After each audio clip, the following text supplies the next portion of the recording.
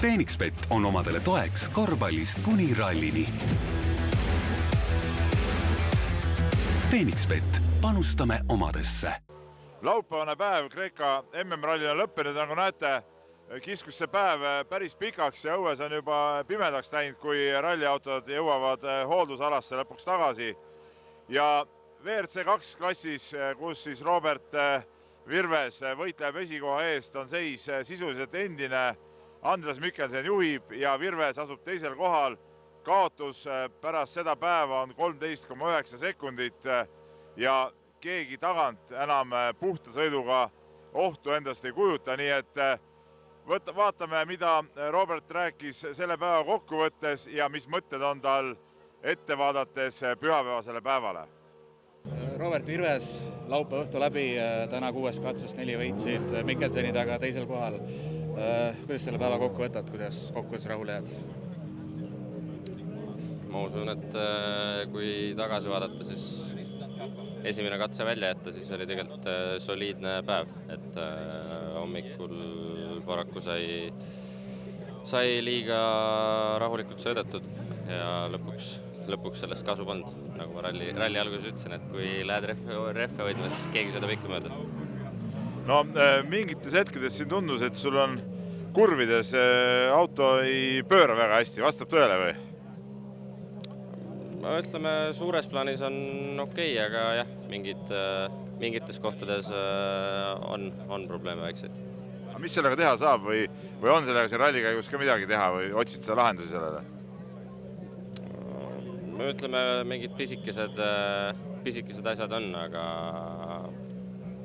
vaatame. Homme on, ma arvan, gramm teistsugused katsed, et liialt suurt probleemi ma selles ei näe.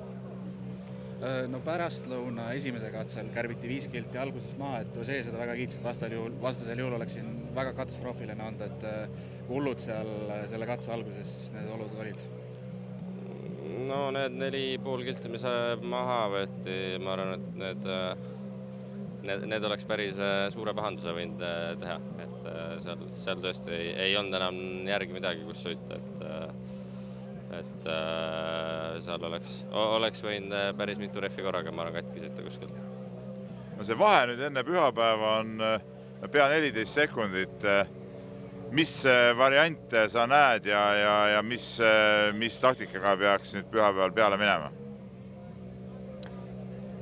No, päris korralikud katsed on homme jälle, et eriti see esimene. Ma usun, et endiselt juhtuda võib kõike ja hommikul tuleks proovida vaadata, kas õnnestub lähemale saada.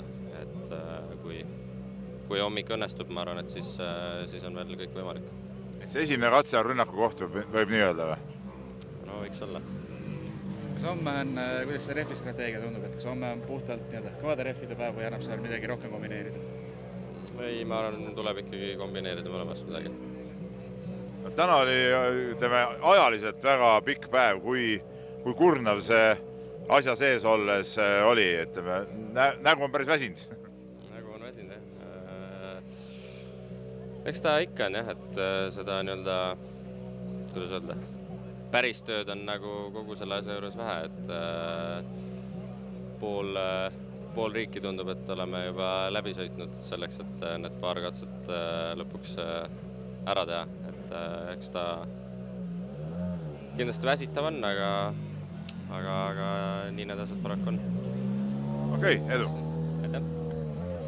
No nagu kuulsite, plaanib Robert Virves siis minna pühapäeva hommiku esimese kiiruskatsel nii-öelda ründama, et seal on võimalik seda vahet veel vähemaks teha ja tegelikult see pühapäevane päev on päris korralike kiiruskatsetega ja nagu ka Virves ütles, et kõike võib seal veel juhtuda, nii et läheb veel kõvaks võidusõiduks.